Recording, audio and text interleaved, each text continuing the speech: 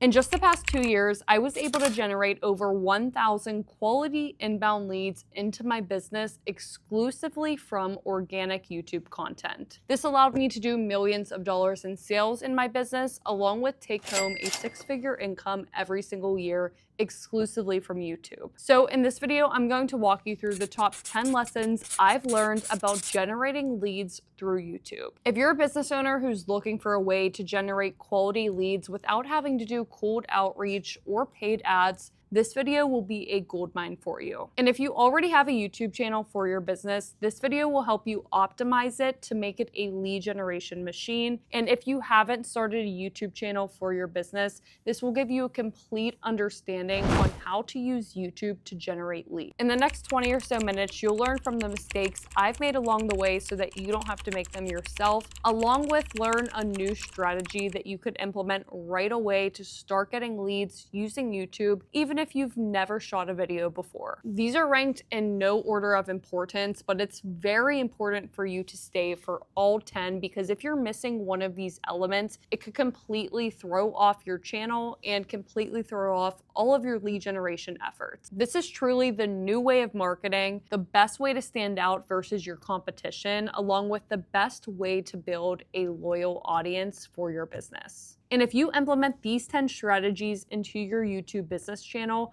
you will see remarkable success. So let's get started. Number 1 is still something I see creators messing up all of the time, and that is making short videos. You have to understand that average view duration is basically a king of the YouTube game. And yes, you can make some shorter videos that still do have a high average view duration if you're very good at rehooking your audience, providing value, and keeping them engaged throughout the whole entire video. A lot of times what we see is if you make a 5-minute video, people might stay for only 2 minutes of that. If you make, say, a 10-minute video, people might stay for maybe 4 to 5 minutes, if you're lucky sometimes. And if you make a 20-minute video, that's when you could start to see maybe closer to a 7 to 10-minute average view duration. But if you make a 30 to 45-minute video, that's when you could truly get over a 10-minute average view duration. And if you could keep somebody on the platform for over 10 minutes on one video, that is a good sign, and that will signal to YouTube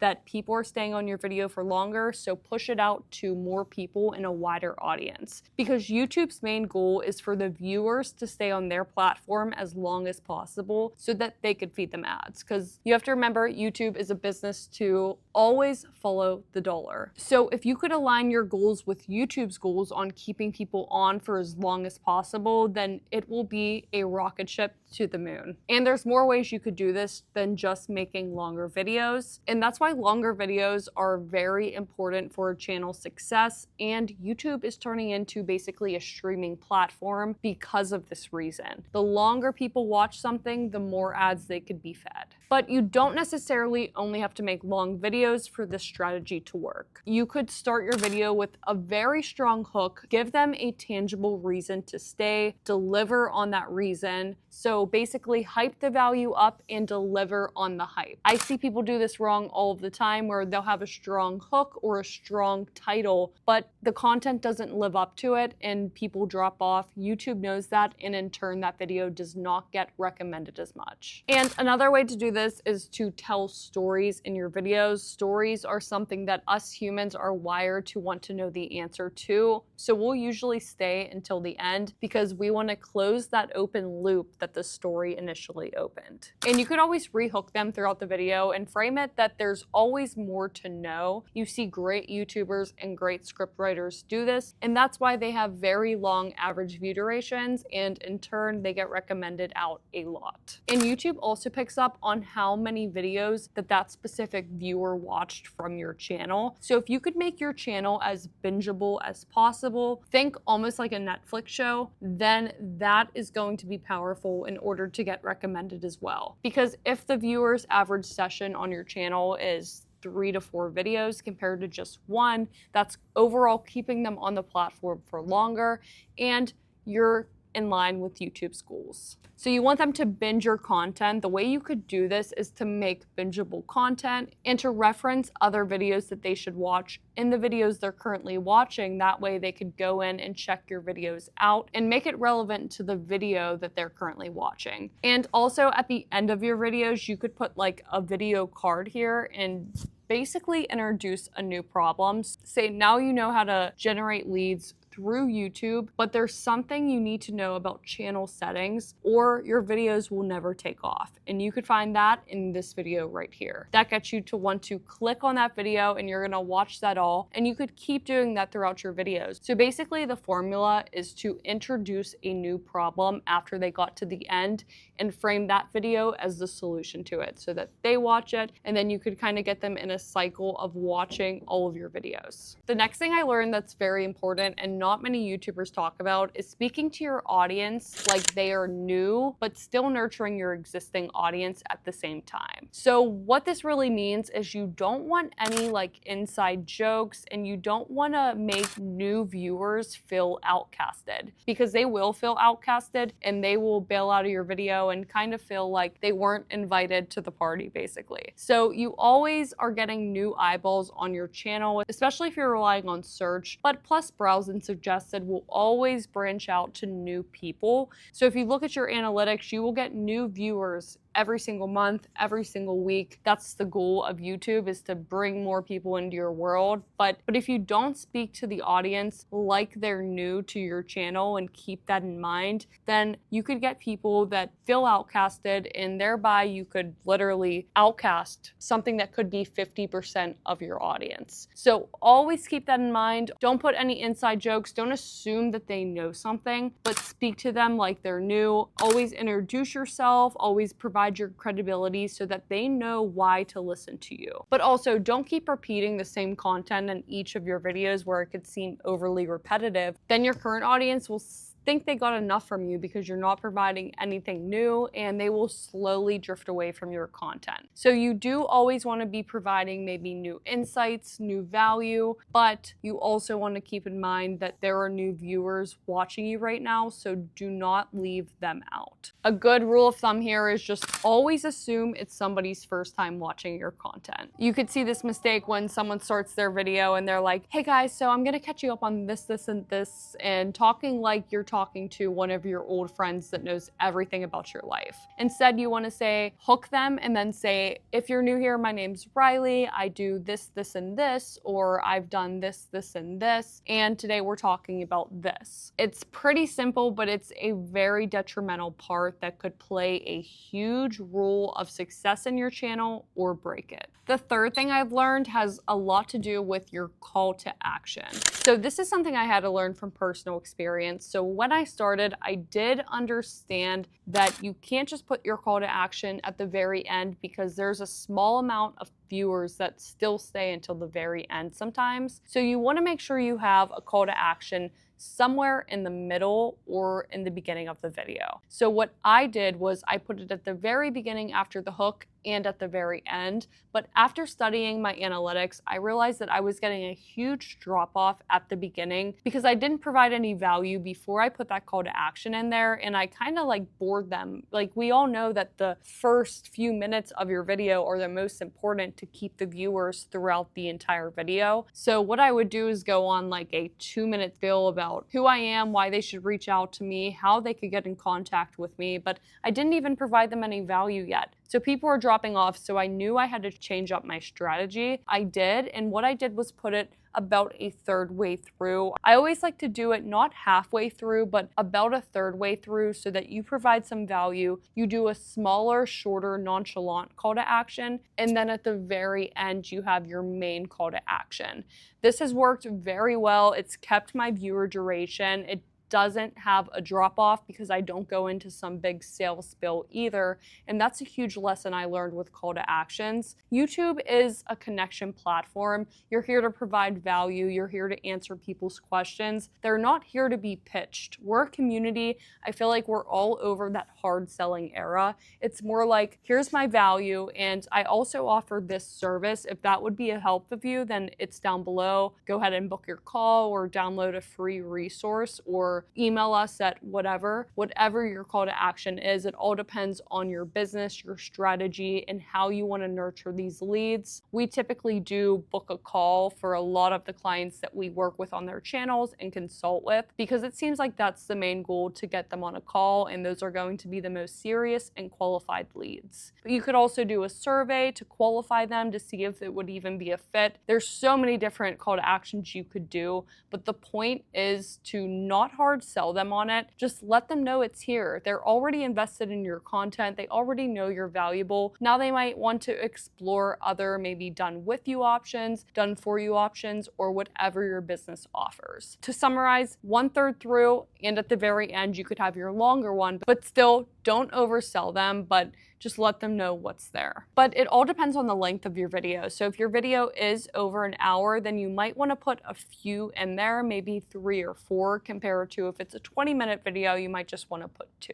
This one is one of my favorites. It's one of the most important, and it's one of the things that people get most wrong about YouTube. And it really comes down to understanding your positioning and ideation, along with having a clear purpose of your video before you actually script and shoot it. So when it comes to positioning, I'm sure you guys know there's a ton of videos on YouTube, right? You're looking up maybe how to start a real estate business, for example. And there's about 15 to 30 people who are going to teach you how to start a real estate business. And a lot of the videos might have been tired out already. A lot of the titles, you have a few people to choose from. So how do you stand out? How do you position yourself? And what people get wrong about this is they copy a performing video that was already done in their niche. Basically, word for word, they copy the title, they copy the thumbnail concept, and nobody wants to click on that because there's already a video that's done well, that's filled that need for that market, and it feels like yours is just a repackaged video that's going to be the same knowledge. So why waste my time if I already got the answer to that in that person's content?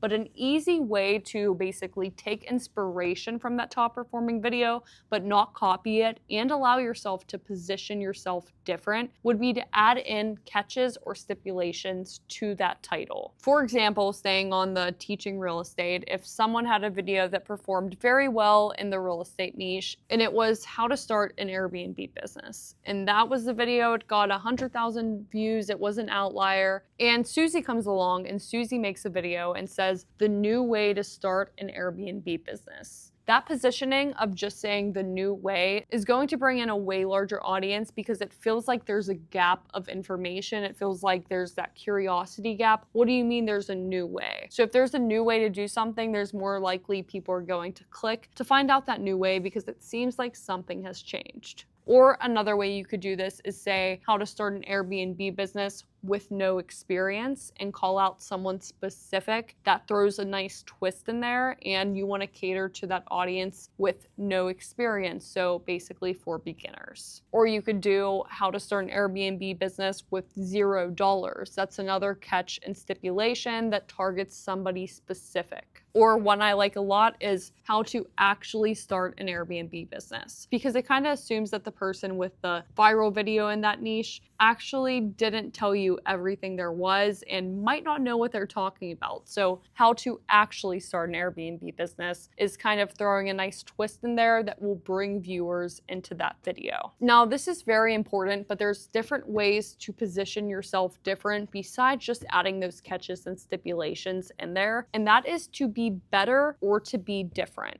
Simple as that. But what could you be better or different at exactly? Well, you could provide better or different insights than the person. You could provide better or different storytelling, or better or different packaging. But to do this, you first have to understand what your competition is doing. Basically, what claims are they making and what are their unique selling points? Also, what's their quality of insights? What are they saying in their videos? What are they not saying in their videos? And truly, what are their opinions? Is there basic information being told? Is there intermediate information? Is there expert insight? Or is there actionable expert insight? A lot of times, You'll see channels that provide maybe intermediate level insights, and you're looking at this, you're like, it's kind of basic. I could definitely come into this market, provide more value, and provide better insights than these people in order to grow my audience along with serve them in a better way. If there's expert insights, are they providing actionable insights? For example, if you're just in the starting a YouTube channel niche, well, there's a lot of people that will tell you how to start a YouTube channel, maybe the basics of creating content, getting your camera set up, your lighting, and basically crafting up ideas. But are they telling you the nuances on how to actually start a YouTube channel? Are they telling you like exactly how to formulate titles? Are they telling you exactly how to formulate thumbnails, how to speak to your audience, how to do keyword research, and all of that? A lot of times you'll find that they're not really giving actionable insights, but it's more basic insights, or it's still expert insights, but it's not as tangible or takeaway. It's more of their opinions on a subject. So if you see that in a market, then that's when you could really come in with your expert insights along with your actionable insights, combine them into two, and you will build a loyal following and truly impact people's lives. And there's always ways you could stand out with content. For instance, the platform is called YouTube. So you are a unique individual, you have unique traits, unique value to provide, unique stories to provide, and unique to give to the audience. You just being you, frankly, is enough, but there's more ways to spice that up in order to really provide tangible results into your business. Maybe you could tell stories better than your competition, and in turn you relate to the audience better. Or maybe you just have certain personality traits that people enjoy and gravitate to more than other people in your niche. So maybe you add some humor elements, maybe you're more relatable, maybe you're easier to listen to, or maybe you're just more their style than the other people in the niche. So to really boil this down into an actionable step for you to take, it would be to find out what's your unique selling proposition and what are some unique personality traits that you have and that you could kind of amplify to show better on content and to really capture a wider net and more loyal fans to you compared to them. So to figure out your unique selling proposition, there's a few questions you could ask yourself. What challenges have you overcome that other people might be facing? What unconventional path did you take to lead you into success? What unique combination of skills or experiences do you have? Or what personal background do you have that might give you a different or unique perspective? How do people who know you say that you're different than others? Or what transformation have you achieved that you could make it easy for others to replicate? And a big one to ask yourself is, what gaps do you see in the current content? If you could fill a gap, you'll instantly start driving traffic to your videos and building a loyal audience. But if you can't build a gap, remember, be different or be better in one of those ways that we talked about. Because trust me, there's always room for new creators on YouTube, especially as the platform continues to grow and grow. And I heard a crazy statistic that YouTube actually reaches more 19 to, I think it was 50-year-olds than all of the cable streaming platforms combined. So if you think there's no room for you on YouTube, then you are wrong, because there is a huge pool of viewers out there looking for people to connect with, and that is growing and growing and growing over time. And if a market's growing, there's always room for new creators to enter it. And to touch on idea creation, this is going to be a great help if you need help coming up with idea concepts. What you could really do is study adjacent niches on YouTube and see what's working for them. For example, if I was in the real estate rental space, I might look up what's working in the car rental space. Or if I was in the hairstyling space, I might look up what's doing well for nails or for fashion or for something along those lines. And if you see an outlier, which is a video that basically got a lot more views than any other video on their channel and a lot more views than subscribers that they have, then you could tell that there's something with that video that the audience loved. So what you could do is take inspiration from it. Remember, you don't want to copy it word for word or by the same exact format, because people already feel like they got what they needed out of that. But if it is in an adjacent niche and no one has done it in your niche before, you could not copy but take heavy inspiration from that video and try it out in your own style. And the content itself will be unique because you're providing your unique insights and your personality. So I would definitely study adjacent niches, take inspiration, see what's already working on the platform, and see how you could kind of package that up or twist it into your own niche and see how it performs. Another way is to do some keyword research, see what your ideal target audience is searching out. You could do this from vidIQ, TubeBuddy, you could do it on Google Keywords, or even just look up Google Trends. I think it was Mr. Beast who said this. Now I might be butchering the actual numbers he said, or he said the importance of an idea for the video is not going to give you a 3x return if you have the better idea. It's going to give you a 1000x return, basically exponential. The idea is basically the concept of the whole video. The idea is really what will drive people in, and then you want to package it and you want to deliver on the content. But the ideation of what is my niche going to like, what ideas can I put together and bring to them is really important. And that's when it comes down to not only knowing your audience, but knowing what works. You don't want to reinvent some brand new video. You could reinvent it and you could test it out, but you want to come in with the expectation that this is a brand new concept, not the title, not the idea or the thumbnail has worked before yet, but I'm going to test it out to see if it can.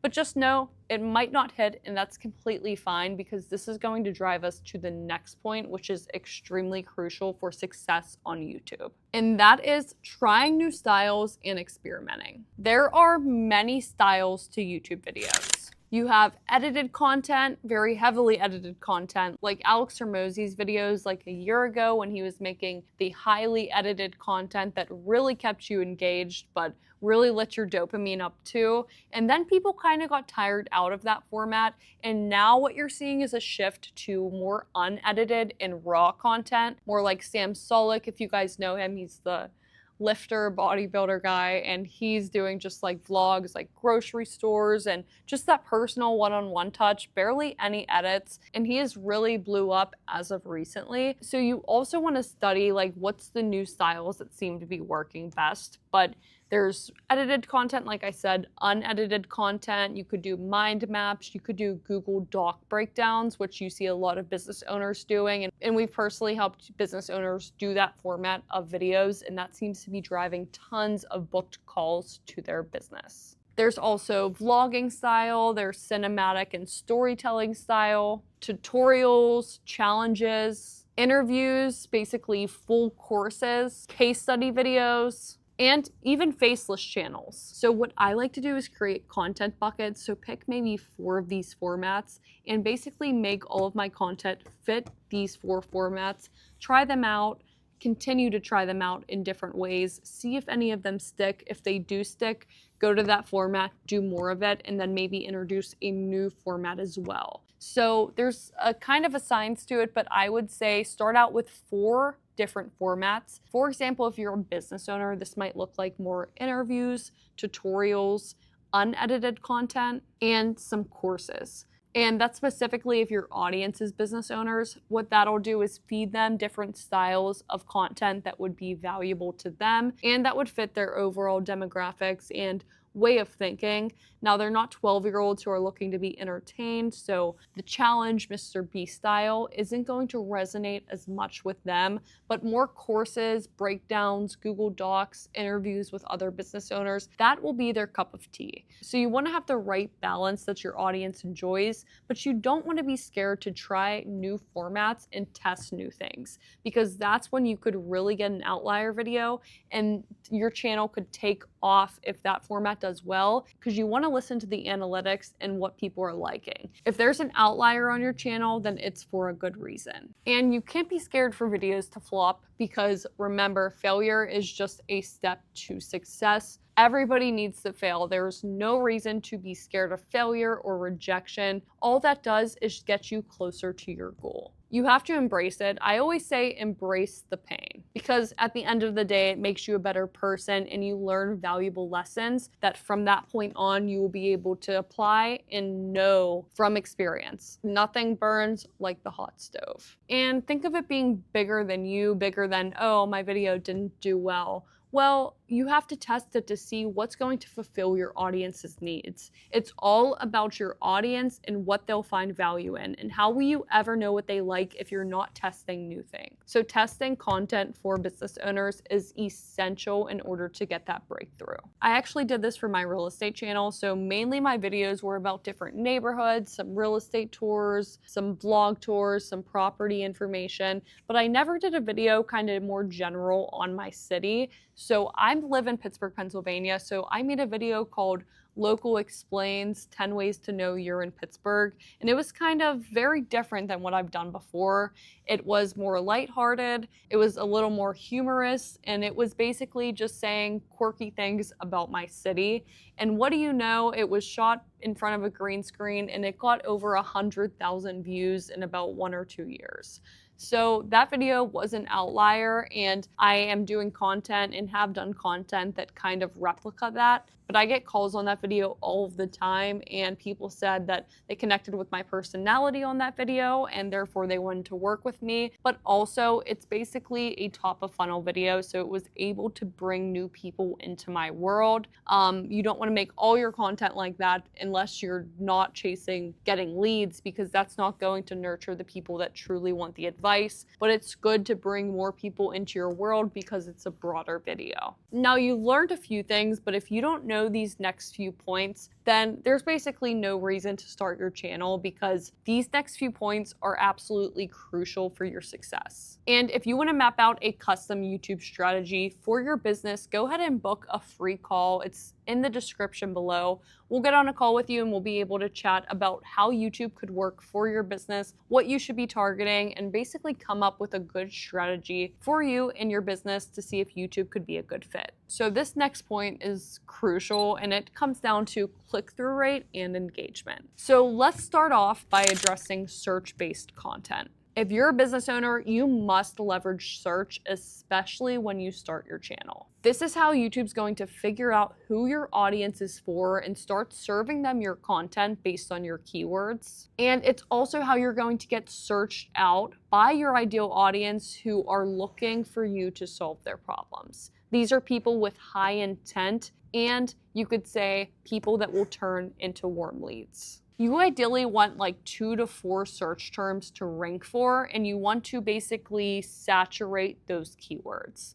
Now, this is where vidIQ and different tools come in, where you could actually research which one of these keywords might have the highest competition and the lowest competition. You want to target the one with the lower competition as you start, as you don't have that many videos built up to keep people on the platform as much as your competitor. But you also want to find something that has decent, good to excellent search traffic. So you want a few thousand searches a month. That way you could instantly start driving traffic to your videos and letting YouTube know who's watching these videos so that they could understand who your videos are actually made for. A big mistake I see business owners make is just to make content that's super general about their business, has no keywords in it, or it doesn't fit the purpose of what they're looking to fulfill. For example, you see real estate agents all the time making content that basically is just the address of a house and it's a home tour. Or it's something about maybe the inspection or escrow process, when their ideal clients aren't under contract and worried about that. They're worried about, first of all, where to find a house, where to live, where are the best neighborhoods. So who's searching out 123 Main Street? Trust me, not many people. And the people who are searching out the inspection process are actually already under contract on a home. So those aren't your ideal people either. And that's the importance of understanding how to use keywords to fit them into your channel. For example, for my Pittsburgh channel, I did best neighborhoods in Pittsburgh, living in Pittsburgh, moving to Pittsburgh, and that's how I was able to attract people before they got into that part of the sales process. It's basically hacking the sales process, because while they're in research mode before they even thought about working with a realtor, they were able to find my videos, I was able to educate them, build a connection with them, and they were swarming to me. So I actually ranked #1 for all of my ideal keywords, including the ones I mentioned, along with Pittsburgh new construction, Pittsburgh real estate, and that's really how my channel got its foot off of the ground. But even with channels we personally work with, for example, Car Rental Coach, search term Turo gets over like 2 million monthly searches, which is absolutely insane.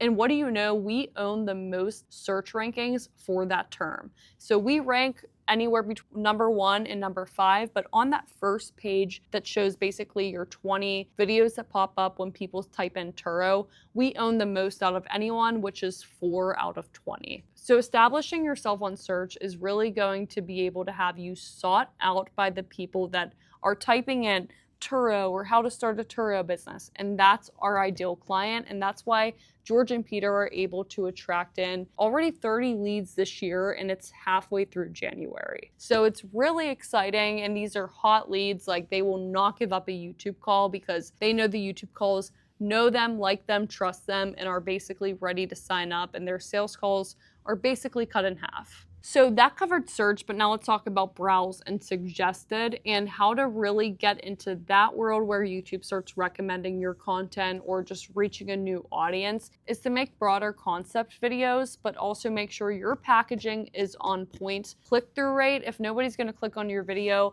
YouTube will not recommend it to anybody. So you want to focus on best practices for getting that click-through rate up. Click-through rate is basically determined by the idea of the video, how relevant it is to that niche, along with the thumbnail and the title. So having the perfect mixture of all is going to get a very high click-through rate.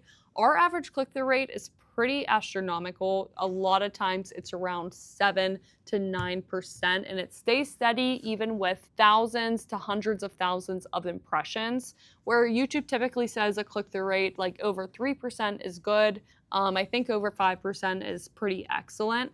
So depending on how you could format this video, it's really like a whole production. You have to make sure it comes together perfectly to the viewer psychology in order to get them to click. And the main way to do that is curiosity, but also stopping the scroll with different elements in your thumbnail that will really set your thumbnail apart from all of the others on the platform. So there's different things like movement, there's different things like text that will complement that title in order to get it to trigger something in the viewer's mind, along with putting faces, putting different familiar things such as like your Gmail or your DM or your Stripe account, which you'll probably see a lot from business owners, because if I'm a business owner scrolling through and it's teaching me something about business and there's a big Stripe payment on there, I see Stripe all the time, so it's instantly going to grab my attention. So you want attention grabbers, familiarity, movement, danger, bright colors, and emotion in your thumbnail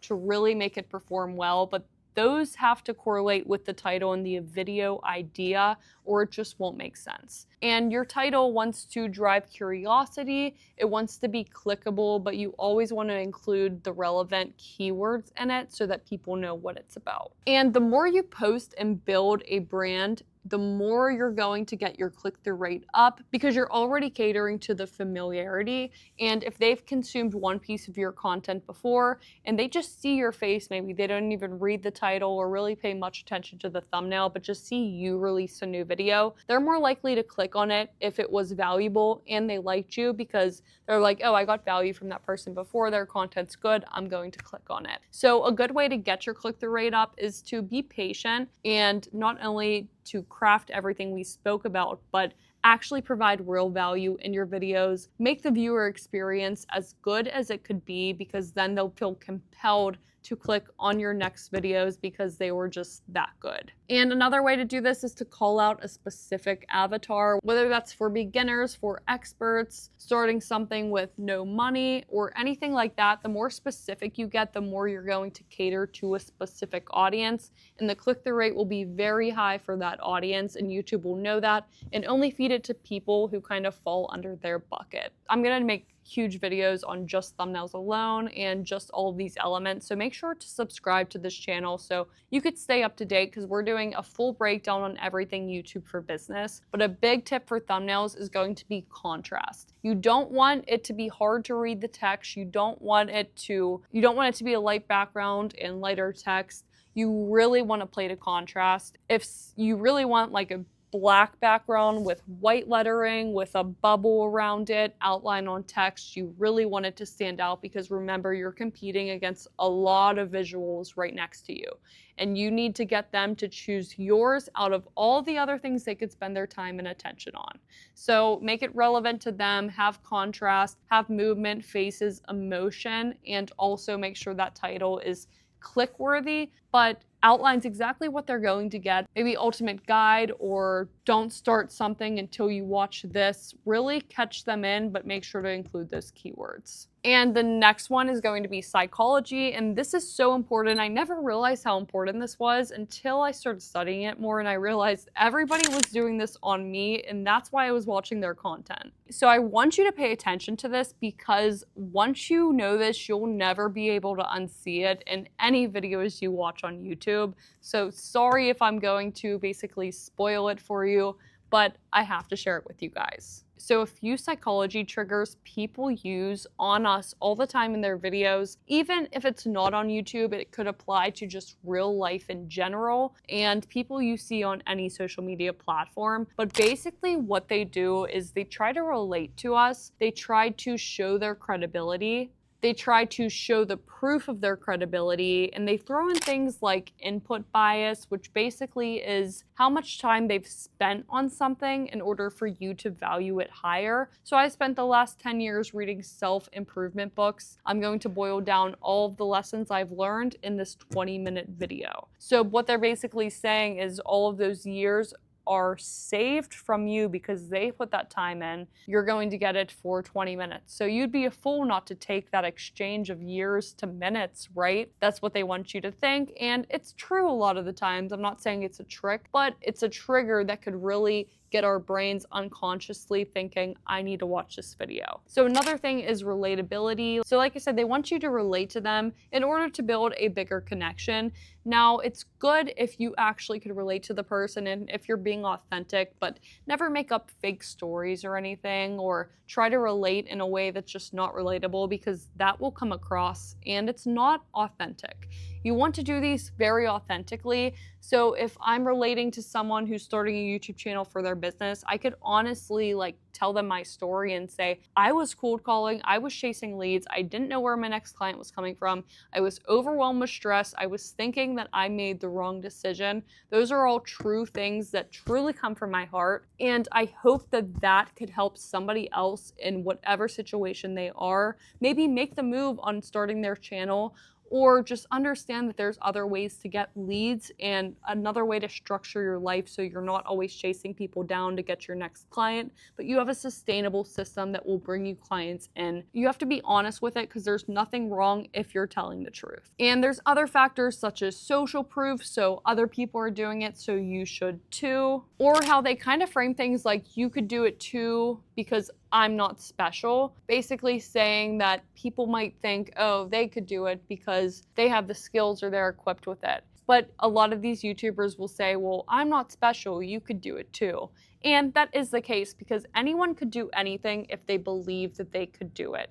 So it all comes down to your beliefs. If you think they could do it because of some reason and you can't, then you won't be able to do it. But you want to understand the importance of belief, that if you put your mind to something, if you believe you can do it, you 1,000,000% can do it. So that's a reason YouTubers might put that in there. And honestly, it's usually for the good. They want you to believe that you could do it because that gets you closer to your result. They're not trying to manipulate you, but they're trying to help you in order to get what you want to get out of life. Another thing they might do is urgency, which is basically you need to act now, or this opportunity is going away, or there's only so much of this or that. Now there's a thing called scarcity. I'm sure you guys have heard of it, but there's fake scarcity and there's real scarcity. Real scarcity is when you truly don't have many more spots left, or there's truly only a small opportunity in this field and you should act now before it gets saturated. That's real scarcity, but fake scarcity is basically comes off. You could tell when someone's faking scarcity, and they say, or you see Ty Lopez do this a lot on his like pages for his website. Like it'll say this offer will expire in 15 seconds and will never become available again. And then you have like a little timer as you're checking out and saying it'll never become available again. But come on, you go to that page days and days later, or you just refresh and then go back on the page and you could check out. So you want to just be aware, but also use this to your advantage in real and authentic ways in order to influence your audience so they could get what they want to get. So another huge unlock for me, which I actually just found out a few months ago and really catered to it a few months ago, was understanding your viewers' awareness level and crafting videos and scripts specifically for that awareness level. So you're going to have a few different categories. You're going to have unaware, which are people that aren't even aware that they have a problem. You're going to have problem aware, that people are aware they have a problem. Solution aware, which people are aware there is a solution for their problem. Product aware, people are aware that you have a product that serves and helps their problem. And then most aware, people know basically everything about what you offer and everything about what their problem and solution is. So you're going to want to create content about what your ideal clients, what stage they're at. For example, if I had a channel for helping women solve acne, and I'm probably using this example because of the big pimple on my face right now, but I didn't look this up, so I'm just coming off the top with it. If there was a girl that had a channel about helping women solve acne, that girl, we could speak to the audience who is aware that they have a problem. They're aware they have acne, now they need the solution. So the girl would frame the content in a way that would say, if you're struggling with acne, you want to relate to their problem that they already know they have, and then you want to educate them on the solution. Well, this is what I did. I got silk pillowcases, and these ones actually changed my life. Once they're aware of your solution, then you could sell them the solution. But first they have to be aware of it. So that would look like content for people who are already problem aware that they have acne. Well, what does unaware look like? Well, that would be people that aren't even aware that maybe acne is a problem. So you would make content that would be like why acne is detrimental to their health, and let them know that acne is a problem they need to solve. Solution aware is they're aware that there is solutions out there for their acne, but maybe they're just looking for the best one. So you would say the 5 things that got rid of my acne the fastest. And you would go through the different solutions and educate them on each of them. And then product aware is, say you do sell silk pillowcases and that was your solution. They're aware that you have that solution. So now you might make more in-depth content about that product, such as how to wash them, how they changed your life, the best ones to buy, and more information basically on that solution, more in depth about it, speaking to them like they already know that that's the cure to their problem. And then your most aware people are going to be people that know about your product. They know that it is the solution, but maybe they want more content on it. So maybe you're going to do case studies with other people it has worked for. And that'll basically nurture them at the lowest point of the funnel they could be at until they become a customer. So think of unaware as top of funnel and most aware as bottom of funnel. You want to create content that speaks to different people and basically take them down this funnel. And remember, if they're not aware, you want to educate them on why it's a problem. If they're problem aware, educate them on the solution. If they're solution aware, then you could start to sell them the solution. And you want to make sure your scripts are always tailored to that awareness level. That should be one of the first things that you do before you craft your script. Okay, and these last 2, even though we're getting to the end, they are no less important than all of the other ones, because if you don't put these 2 elements in, then you will not find success on YouTube. And one of them is storytelling will take you further than any information, any value, or facts ever will. And the reason is our brains are wired from stories.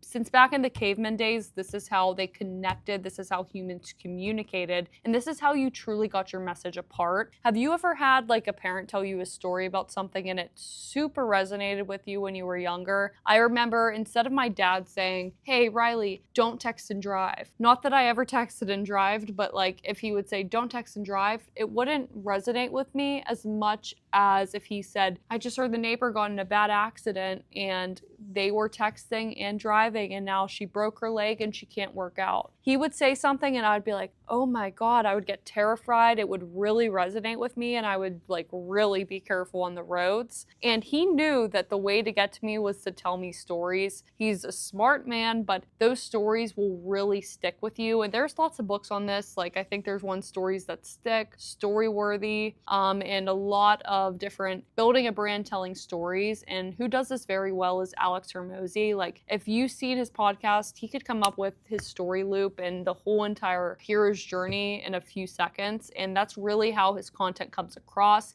He's always storytelling, and this is why people connect with him, resonate with him, and like him so much. Plus, this opens a loop in our brain where we need to know the end of the story. So it's great for retention, but also great for that connection with your audience, because we will forget facts, we will forget data, but stories will stick with us forever and we'll be able to recall them faster, especially if they're relatable to us. There's actually studies done that listeners plus the storytellers' brains actually synchronize when a story is being told. That's absolutely crazy, but it just shows the power of stories in our psychology. And stories also light all the chemicals in your brain and tap into your emotions, making the viewers feel more understood. So how can you use this? Well, in your YouTube channel, you want to tell relatable stories, stories of triumph, stories of overcome, stories of at your lowest moment, and things that the audience will truly relate to because they actually happen to you. You don't want to make up stories, but you want to be honest and tell the stories that are truly going to resonate with your audience. For example, like when I started my YouTube channel, if I was reaching people starting a YouTube channel for business, I would tell my story about how I got started, how I was cold calling every day. I needed to find a new solution. I was grinding my teeth at night.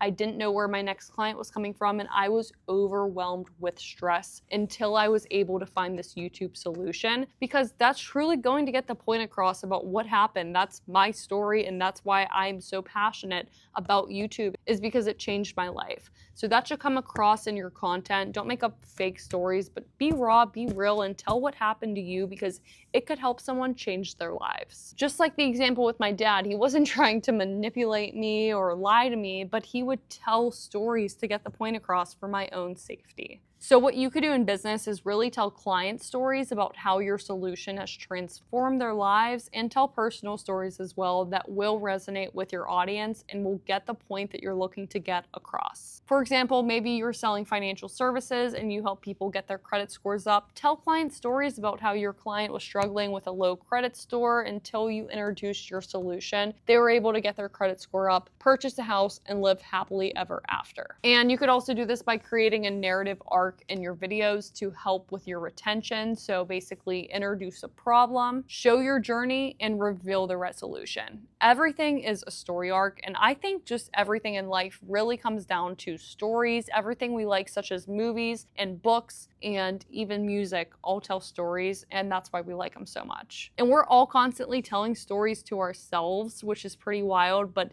that's why we behave how we do, is the stories we're telling ourselves about these things that happened and why we act in accordance to them. So pay attention to yourself, realize that you're always telling yourself stories, and shift the narrative to be a narrative of something positive that will get you further in life. And last, but certainly not least, is going to be the biggest mistake that you can make, and that is chasing vanity metrics. Are you in this for the dopamine rush or the ego boost, or are you in this to truly serve your audience? What I see a big mistake people making is looking at the views, the subscribers, the comments, the likes, the hearts. That does not matter. What matters is the booked calls. What matters is the lives and value you're providing and impacting. Virality could actually kill your business. Why? Because it exposes you to a whole new audience that isn't interested in your core offering, and it gets all these people into your world and actually drives your engagement down, and then confuses the algorithm on who you even serve, because you have all of these random numbers and all this random data now being driven into your channel. We've actually had to go in with clients we consult, unlist their viral videos because of this reason. So before you go and think that you don't have enough views or likes, what does it matter if you have 10,000 views but barely any calls booked and you didn't serve your core audience, versus 100 views and you got 10 calls booked from that and it truly is providing value to your specific niche. That is more powerful. We're in this for business. We're in this for transformation and serving. We're not in this to get an ego boost or look at like. And that's one mistake that'll hold you back until you realize you should be talking to your core audience, even if it's a small pool of people. Obviously, virality will not matter in that case because there's not many people to go viral to. But think about that before you start branching out and making content, because making content about anything and everything, because that's going to appeal to everyone and everyone and everyone and everyone. And anyone and everyone is not interested in your service. Find your core audience, provide them value, and focus on the calls coming into your business and the lives that you're able to change. So this is just a few things I've learned from my lead generation with YouTube journey, but we'll be breaking down way more lessons and sharing with you everything you could do to blow up your business using YouTube. So don't forget to subscribe. And if you actually want to see options to get this system implemented into your business, get it done for you, save the time and the stress trying to figure all of this out, plus that trial and error period to start getting results right away, then go ahead and book a call down below. We could walk through all of our options in order to get your channel for your business up on the ground, start generating leads right away, and save all that time and save all of that stress and start getting leads into your business. Book a call down below. I'll get in personally with you, map out your strategy, and see if YouTube is truly the right fit for your business. We'll see you there.